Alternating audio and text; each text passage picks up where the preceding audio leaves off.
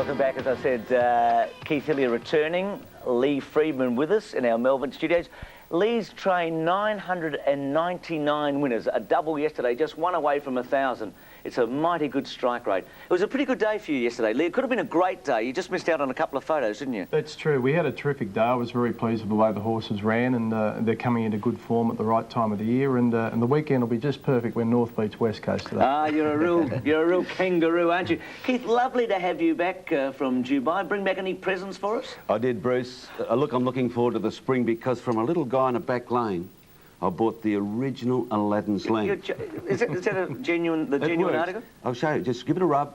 I wish for something beautiful, intelligent, charmingly exquisite. Get rid of that. You know what he's been doing with it, Bruce? He's been smoking something out. That's what he's been doing. I tell you what, doesn't always work. It's yours. Hey, the last time you did that, the genie popped out. We got Max. How are you, Max, by the way? Very well. Good day's racing at Rosehill yesterday, a point I'm sure that Lee Friedman will agree with. Yeah, what did you think of Flying Spur yesterday from Lee's point of view, Max? You can answer for Lee, you normally do. I think Flying Spur will be competitive, but I'm not taking a deposit out on any accommodation at Hollywood Park. OK, fair enough. Now, we do have the St Ledger at the end of the racing. This is a vintage crop last night, early this morning. He didn't win the race, and there's been a couple of big moves in the markets for the Cup. One horse, 100 to 1 to 15 to 1 because of that race. OK, that later. Let's start with the Fian, where Beau Art certainly confirmed her status as a genuine Melbourne Cup chance, and we'll have a talk about that. Watch for Mick Dittman. He dropped, well, the whip goes flying in the air on Lee's horse Sharsky with about 80 metres to go.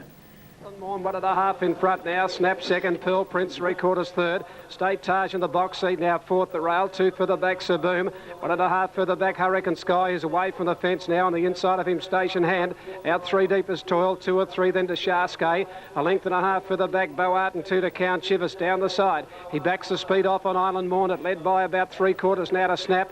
Pearl Prince third. State Taj fourth. Fifth on the outside Toil. Hurricane Sky is about 3 away from the fence, followed inside him down the side at that point by Station Hand. Then came further back in the race Sir Burma was tightened up, and around him went Beau Art. Up to the bend they race 500 out now on the inside. Island Morn. Snap is striding quickly up on the outside. Hurricane Sky is back running about 7th, and hard-ridden State Taj trying to get out around the turn now on the outside. Snap after Island Morn. Island Morn cornered about a neck in front of Snap and Station Hand. Further out Toil. Then Hurricane Sky. Beau Art. Can Shivas down the outside. That's Island Morn just in front from Snap. Trying to get 3 of Sharsky, and wider out is Beau Art. Beau Art, Toil ends on the outside. Count Chivas, Island Morn, Sharsky, Beau Art, Sharsky, Beau Art hit the line together. Island Morn may get third from Count Chivas out wide. Those WA mares are not bad, are they? We had Starstruck last year, outstanding and winning the Australian Cup, and Beau Art, who won the Ledger in Sydney in the autumn. Great run, Keith, wasn't it? Oh, sure, and she's a dual classic winner in the West. Strangely, the 5 favourites all unplaced yesterday, but I think the 3 place getters will go on, Bruce. Beau Art into 15 to 1 now for the Melbourne Cup. I thought Lee's horse, Sharsky, probably would have won if Mick had not dropped the whip, but Mick's skills got Sharsky into that position anyway. Yeah, well, I mean, that's they're the things that happen in racing, but to think that a couple of cracks from Mick Dittman wouldn't have made a head's difference, I think we're probably kidding ourselves. Yeah. And what about Count Shivers? Underdone, last and wide. It was the eye-catching one of the day anywhere in Australasia yesterday. Double Trigger's going to have to be good. Look, we did a series of interviews after the race. Brad Smith out there, our intrepid reporter, part-time producer of this program. He spoke to David Edwards, who was the strapper for Lightfingers many years ago in 1965 when she won the Cup. And David's training Beau Art. This is what he had to say about her program. She'll run next Saturday, providing she pulls up all right after this run, and then she'll, a fortnight after that's the Turnbull, then the Quilfield Cup, then the Melbourne Cup. That's the plan. You a bit concerned about the miles in the legs? No, I just like to get the miles underneath her. That's why I'm buttering her up 2 weeks running, and you know, then a spacer runs fortnight apart. Are you happy with the weight you got in the Cup? Yeah, more than happy. I thought it was a great weight. You think Double Trigger's the main danger at this stage? Yeah, well, he's still got to get here. He does have to get here, about 50 now. Max, you saw Beau Art in the autumn. What do you think of her? I think she's a very, very good mare. I think that the runs of all 3 place getters in yesterday's event were good, but to Lee Friedman, Lee, do you feel that the weight for age form at Caulfield yesterday was as good or better than the weight for age form in the Hill Stakes at Rose Hill? No, I think you're probably right, Max. You know, the stayers came to the fore in yesterday's race because they ran it so quickly early and allowed them to get into the race. It's hard to compare two different places on the one day. Rose Hill seemed a little bit leader-dominated with the, you know, the slightly rain-affected track. So, but I'd agree with you. It's probably on par. And what about last week, though? Was that the A division, June beating Mahogany? Well, obviously. Compared with yesterday? I think so, because they're both the last two horse of the year's outstanding weight for age horses, 113 Group 1s between them. Yep, yeah. I'd agree. We won't see Hurricane Sky. Thankfully for us punters, for 8 weeks he's going out to the paddock. Yes, he doesn't come up, does he, in the spring? That's now confirmed. Noel Harris rode Count Chivas. It was a mighty run, and this is what he thought of his performance. Yeah, I was very happy since getting had a run for about 4 weeks, so we come over here to get a sort of better track and a better line on them, you know, so didn't expect to get so far back early, but they went pretty quick and sort of changed the stride a little bit, but I'm very happy the way he's got the line. Yeah, it was a great run. Let's move on to the big 3-year-old fillies race. This is good, isn't it? This Colin Hayes trained unbeaten filly, because she covered a bit of ground. Millrich slightly disappointing, showed pace early. We might just talk over this as we take them from the barrier here.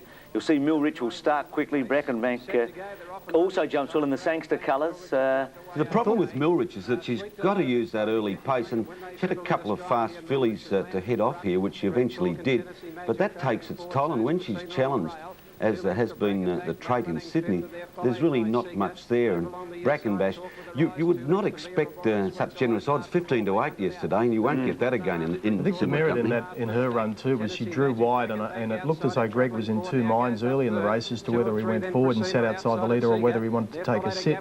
And I think given that horses were winning near the lead, he decided to go up and had to sit 3 deep in the breeze, and it was a very good effort. You're the master with fillies, and you've had a great run, Lee. This one, Colin Hayes, is comparing with Hound Now and some of the very best.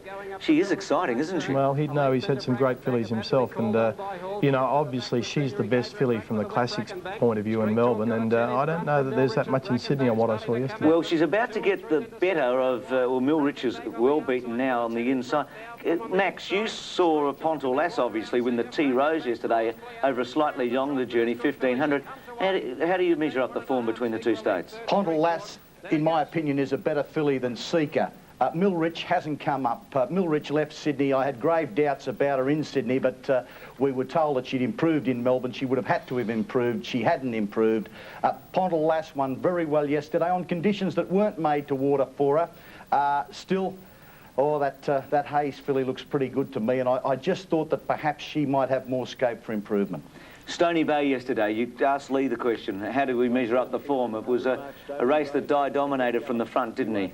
Well, under these conditions, Stony Bay is unbeatable. And let's face it, Stony Bay has 2 decisions over Jeune, to his credit. So Stony Bay is a very, very good racehorse, but allowed to jog in front around Rose Hill, by gee, he's difficult to run down. But I would say Lee would be happy with the way that Flying Spur settled, with the way Flying Spur got to the line, but well, I think Flying Spur will do well in the 3-year-old races. I can't say I'll be getting any bank loans to back him. Now, note the run on the outside in the yellow cap of Joy Denise. Now, look at the ground she's just covered there. Now, that I would say that point of the race has probably cost Joy Denise second placing.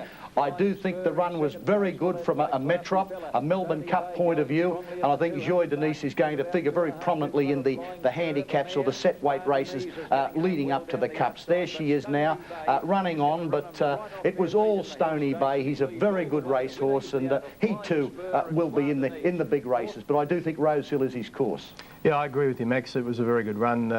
Joy Denise, from a metropolitan point of view, was a great run also. I think significantly in that race, Stony Bay was allowed to bowl along in front, and his stablemate virtually sat outside him to prevent horses attacking him.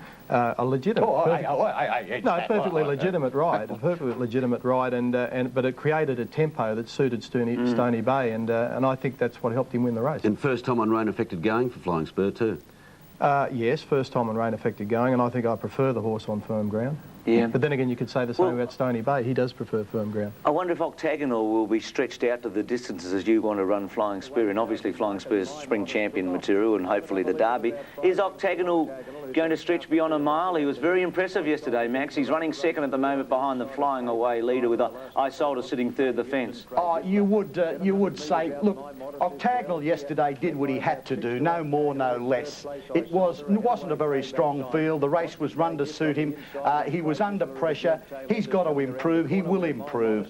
I do think that if you put Octagonal and Flying Spur down next Saturday, I'd probably be on Octagonal, but I wouldn't be taking a silly price either. There's a bit of each-way betting for you, but nevertheless, you'll see Octagonal lengthens beautifully here. My Modesty isn't what you would say at this stage regarded as a top liner. Those behind, Isolde's not fully wound up. She's not really in the race, so it was an exhibition gallop, and Octagonal looks good, but nevertheless, we'll want to see how he goes next start. I believe he's going to Melbourne for the Bill Stud to get a real line on his form. And Lee, I'm glad that you weren't insinuating it was team riding at Rosehill yesterday. No, not at all. I said it was a race run to suit the horse, and I think it's perfectly legitimate. And you know, we see it every week in weight for age races. That's what wins them, the way the races run. No doubt about that.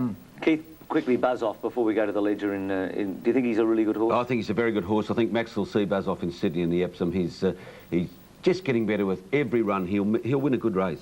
Here's the Irish St Ledger, mile and 3/4, run at 1:30 this morning. Vintage Crop, Shadow Roll, had a very good run all the way behind the leader. Strategic Choice is 3 from the left, blue cap, yellow, looks to be cantering. Moonax 2 from the right. Pat Edery got suspended for 3 days, excessive use of the whip. Both Moonax and Strategic Choice have got good form lines all year, and with double trigger, particularly Moonax trying to get to Strategic Choice. Vintage Crop now dropping back. The horse that runs third was 4th in the Irish Derby, so not bad this form. I think the Irish St Ledger is not a great race in terms of quality.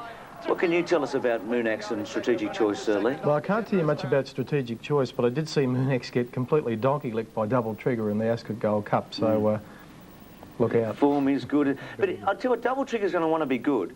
He's going to want to be a super horse, because we've got good 4-year-olds this year on not much weight. What about the betting, Keith? You were spruiking 100s to 15s. Was that Strategic Choice? That was. That's the Michael Iskander market from this morning. And Strategic Choice, he did run third to Lamtara, probably the best horse in the world, at Group 1 level in the King George. Yeah. So there's the current, that's the morning market for the Melbourne Cup. Double Trigger's a favourite. Count Shiva's into 10s, and the big firm is Strategic Choice with Bow Art on that line in the Michael Iskander market, Bruce. Just really quickly, because Storm, when does he run next? He's running the Underwood next Saturday, Bruce. And when does Mahogany run next?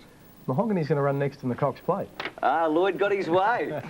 Keith, catch great for the Aladdin's Land. Thank you very much. So it didn't work. Next time I rub it, Max, I hope I get a better result. You deserve one. We'll see all the boys next week. We're back with Kate after the break.